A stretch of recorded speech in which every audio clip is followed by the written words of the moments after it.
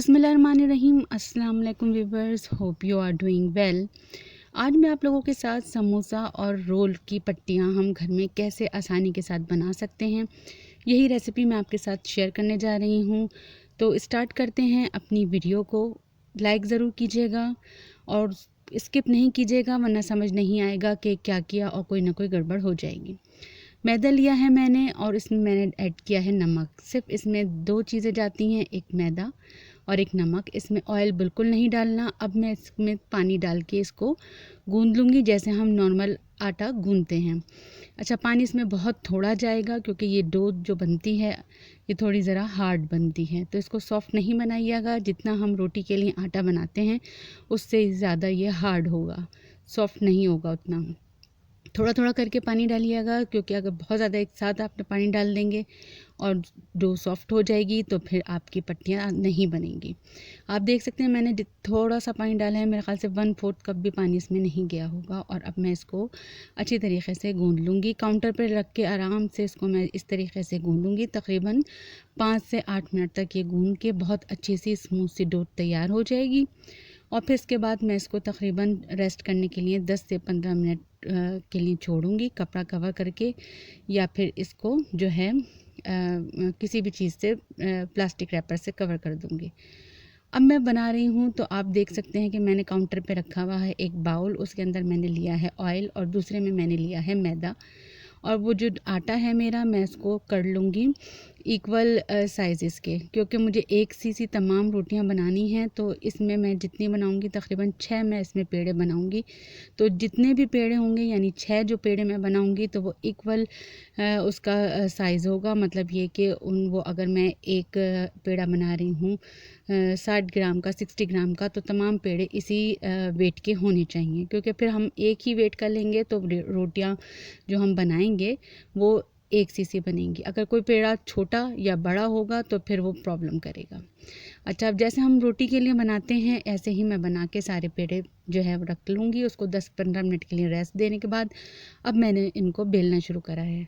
अच्छा, इसमें ऑयल लगाना जो है उसकी कोई क्वांटिटी नहीं है कि आपको उसमें इतना लगाना है, बस इसको पूरा ग्रीस करना है। मैंने तमाम पेड़े इस तरीके से एक साइज़ के बेल लिए हैं। थोड़ा बहुत फ़र्क आएगा तो वो हाथ से सेटिंग कर लेंगे। अब काउंटर पे मैदा लगाने के बाद मैंने इसको जो है अच्छी तरीके से पेड़े को जो मैंने बेला था, जो रोटी बना ली थी मैंने छोटी, उसको मैं ग्रीस कर दूंगी ऑयल से। ब्रश से लगा रही हूँ, आपके पास ब्रश नहीं है आप हाथ से लगा लीजिए, लेकिन ग्रीस अच्छे तरीके से करना है हमको, इसलिए कि जहाँ से ये ग्रीस नहीं होगा फिर वहीं से वो दूसरी रोटी के साथ चिपक जाएगा। तो इस बात का ख्याल करना है कि हमें अच्छी तरीके से ग्रीस करना है। और ग्रीस करने के बाद फिर मैं इसमें मैदा लगाऊंगी और उसकी भी कोटिंग अच्छी तरीके से करने के बाद एक दूसरे के ऊपर मैं इसको रखती जाऊंगी। तो इस तरीके से मैं सारी रोटियां करके एक दूसरे के ऊपर रख लूँगी। अच्छा, जिस साइड पे हमने मैदा और ऑयल लगाया है उस साइड को दूसरी तरफ से पलट के रखना है, मतलब ये कि सादी रोटी को उस पर रखना है। अब मैं इस तमाम को बेल लूँगी और बेलते हुए मैं इक्वल जो है वो करती जाऊँगी। अगर कहीं से थोड़ा छोटा बड़ा हो रहा है साइडों से उसके कॉर्नर, तो फिर मैं उनको हाथ से सेट करके बराबर कर लूँगी। अच्छा, यहाँ पे बहुत ज़्यादा दबा के इसको नहीं बेलना, क्योंकि अगर आप इसको बहुत ज़्यादा दबा के बेल लेंगे तो फिर जब आप इसको रोटियों को आप अलग अलग करने की कोशिश करेंगे पट्टियाँ बनाने के लिए, तो फिर ये एक दूसरे के अंदर इतनी ज़्यादा चिपक जाएंगी कि फिर वो आपके साथ अलग करना मुश्किल हो जाएगा। पैन को मैंने बिल्कुल लो फ्लेम पे रखा है। बहुत हल्की सी हीट होनी चाहिए पैन की, अगर बहुत ज़्यादा तेज़ होगी तो भी आपकी रोटियाँ जल जाएंगी। और जब ज़रा आपकी रोटियाँ सिक जाएँ एक तरफ से तो पलट दें और फिर इस तरीके से एक एक करके हटाती जाएं। अब फ्लेम मैं कर दूंगी बंद, क्योंकि इतनी हीट काफ़ी है इसके लिए। अब आप देख रहे हैं कि इनको मैं ऐसे आराम से निकाल रही हूँ और कितनी इजीली ये एक दूसरे के साथ से निकलती जा रही हैं। आप देख सकते हैं कि बड़ी ही ज़बरदस्ती पट्टियाँ अभी ये बन के रेडी होंगी। अभी हमने रोटियों को तमाम को आहिस्ता आहिस्ता करके अलग कर लिया। अच्छा, अब याद रखिएगा फ्लेम मैं बंद कर चुकी हूँ, क्योंकि बहुत ज़्यादा फ्लेम होगी तो भी ये रोटियाँ ये पट्टियाँ जो हैं वो ख़राब हो जाएंगी।